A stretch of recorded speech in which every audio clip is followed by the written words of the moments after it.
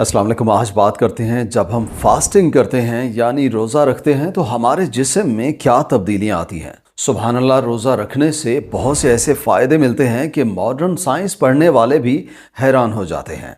इसकी वजह से जहां हमें रूहानी फ़ायदे मिलते हैं, वहां कई ऐसे जिस्मानी फ़ायदे मिलते हैं जो आज की मेडिकल साइंस भी उस तरह से नहीं कर पाती। अनफॉर्चुनेटली हमारे लोगों को उस तरह से पता नहीं होता कि ये सिर्फ एक इबादत नहीं है, बल्कि इससे अल्लाह की तरफ से हमारा पूरा जिस्म, उसमें मौजूद हर एक सिस्टम बेहतर काम करने लग जाता है। हम वीडियो में आपको रोज़ा रखने से कितने घंटे में क्या होता है, ये मॉडर्न साइंस और मेडिकल रिसर्च के मुताबिक बताएंगे। और साथ में ये भी बताएंगे, अगर आप वैसे फास्टिंग करते हैं जो कि 24 घंटे से भी ज़्यादा हो सकती है, तो उसकी वजह से हमारे जिस्म को क्या फ़ायदे हासिल होते हैं।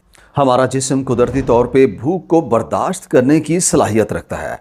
इसकी वजह से जिस्म में मौजूद प्रोटीन्स और कुछ और ज़रूरी बायोकेमिकल्स ऐसे काम करने लग जाते हैं जिससे हमारी दिमागी सलाहियत पे देर पा अच्छा असर पड़ता है। हमारा जिस्म इस तरह से कुदरती तौर पे डिज़ाइन नहीं किया गया कि हम हर 3 घंटे बाद खाते रहें, लेकिन जैसे हम रोज़ा रखते हैं या प्रोलॉन्ग फास्टिंग करते हैं, एक्चुअल में हमारा जिस्म उस तरह कुदरती तौर पे डिज़ाइन किया गया है, जिसकी वजह से जिस्म को हैरान कौन फ़ायदे मिलते हैं। चलिए जानते हैं कितने घंटे की फास्टिंग या भूखा रहने से जिस्म में क्या तब्दीलियां आती हैं। First 12 hours of fasting. देखिए, जब हम पहले 12 घंटे तक कुछ नहीं खाते तो सबसे पहले हमारे जिस्म में ग्रोथ हार्मोन बढ़ जाता है।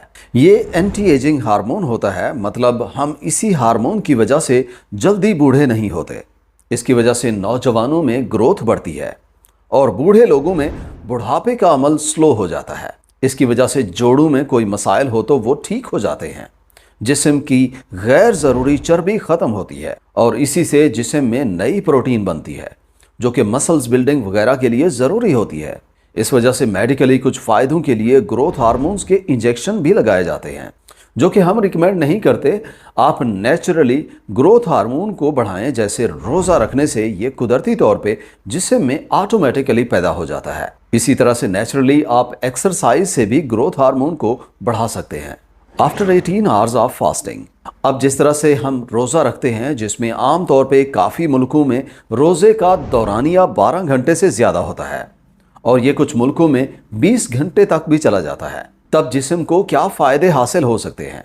एक्चुअली मेडिकल साइंस के मुताबिक 18 घंटे तक भूखा रहने से हमारे जिस्म में ऑटोफेजी स्टार्ट हो जाती है, जो कि हमारे जिस्म में एक रिसाइकलिंग का अमल है, जिसके ज़रिए जिस्म में मौजूद पुरानी ख़राब प्रोटीन्स को रिसाइकल किया जाता है। उसमें नई प्रोटीन बन जाती है और साथ में जो भी जिस्म को नुकसान देने वाले माइक्रोब्स या ख़राब खुलिये होते हैं, उन्हें भी ख़त्म करने में मदद मिलती है।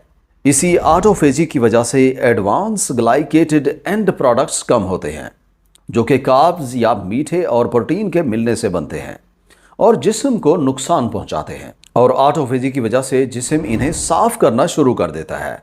इसके अलावा एमेलॉइड प्लेकिंग भी कम होती है, जिसकी वजह से दिमागी सेहत में बेहतरी आती है। फास्टिंग या रोज़े की वजह से ऑलमोस्ट कोई भी प्रोटीन्स जो सही काम नहीं कर रही होती, वो ऑटोफेजी से क्लीन हो जाती है। उसकी जगह नई प्रोटीन आ जाती है और जिस्म सेहतमंद हो जाता है। Hours of fasting. अब अगर आप इसी फास्टिंग के प्रोसेस को मज़ीद बढ़ाते हैं और 24 घंटे तक ले जाते हैं, जिस तरह सहरी की और फिर दोबारा सहरी के टाइम पे सही से खाया, बीच में सिर्फ पानी वगैरह पी लिया, तो जिस्म को क्या फ़ायदे होते हैं।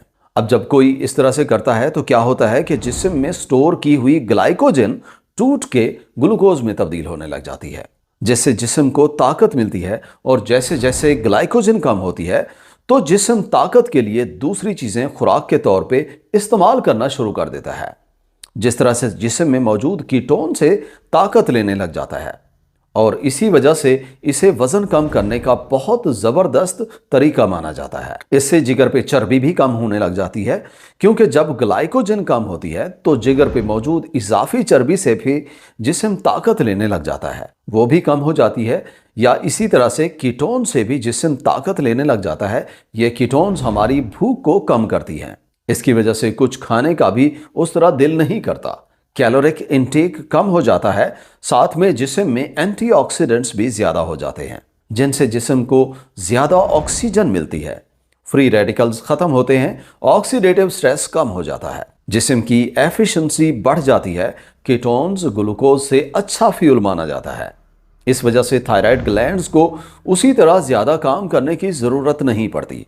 इसकी वजह से T3 हार्मोन थोड़ा कम हो जाता है, जबकि थायराइड स्टिमुलेटिंग हार्मोन नॉर्मल ही रहता है। इस वजह से थायराइड ग्लैंड्स का काम बेहतर हो जाता है। 24 घंटे भूखा रहने से जिस्म में सोजिश कम हो जाती है, और अगर मजीद इन्फ्लेमेशन कम करनी है तो vitamin D as a supplement भी साथ इस्तेमाल कर सकते हैं। इस वजह से सोजिश की कोई भी बीमारी जैसे जोड़ों की सोजिश वगैरह है, उसमें कमी आना शुरू हो जाती है।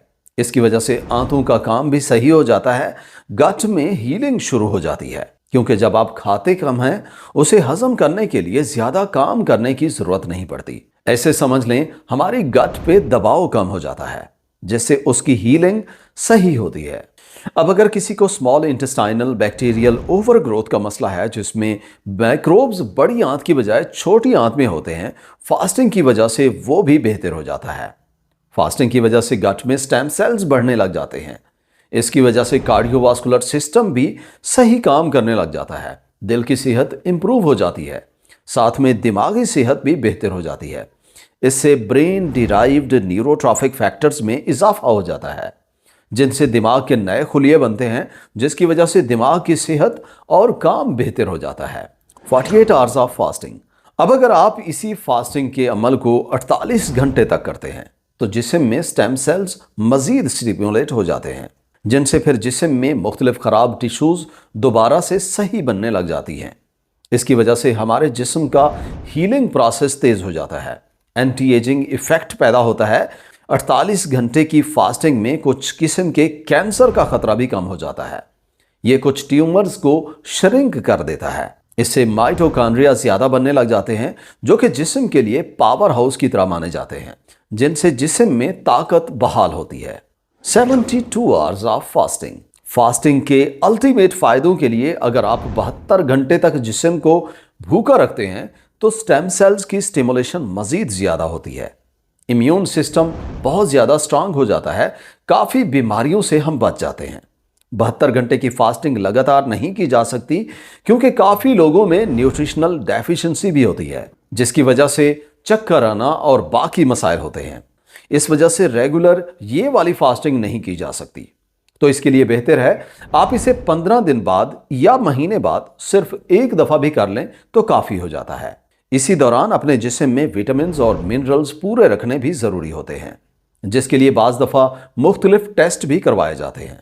आपको चाहिए आप इंटरमिटेंट फास्टिंग रेगुलर बेसिस पे करें, जिसमें आपने खुद को 18 घंटे तक भूखा रखना होता है और बाकी 6 घंटे अपनी खुराक का ख्याल रखते हुए खाना खाना है। इसमें आप खाने का जो दौरानिया है वो भी कम करते जाएंगे तो मजीद ज्यादा बेहतर होता जाएगा, जिसकी वजह से दिमागी सेहत बेहतर होती है, जल्द सेहतमंद हो जाती है, दिल की बीमारियां कम हो जाती हैं और भी जिस्म को इतने सारे हेल्थ बेनिफिट्स मिलते हैं। जहां पे फास्टिंग का मेडिकल कंसेप्ट है वो कुछ इस तरह से है कि आप ड्राई फास्टिंग भी कर सकते हैं, जैसे हम रमजान में करते हैं, जैसे रोजा रखते हैं और कुछ खाते या पीते नहीं हैं। इसके अलावा एक और फास्टिंग की किस्म होती है जिसे वेट फास्टिंग कहते हैं, और ये रोजा नहीं होता। इस फास्टिंग की टाइप में आपने खाना तो कुछ नहीं होता, लेकिन आप पानी वगैरह पी सकते हैं। इवन कुछ सूरतों में हर्बल टी वगैरह भी इस्तेमाल कर सकते हैं। दोनों फास्टिंग के बहुत ज्यादा फायदे हैं।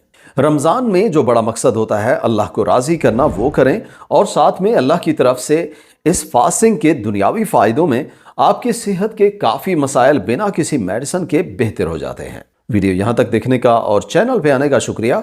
उम्मीद करते हैं वीडियो आपको जरूर पसंद आई होगी। अगर वीडियो अच्छी लगी हो तो लाइक और शेयर करें, और मजीद इस तरह की वीडियोस देखने के लिए चैनल को सब्सक्राइब नहीं किया तो सब्सक्राइब करें। इंशाअल्लाह मुलाकात होगी अगली वीडियो में। अल्लाह हाफिज।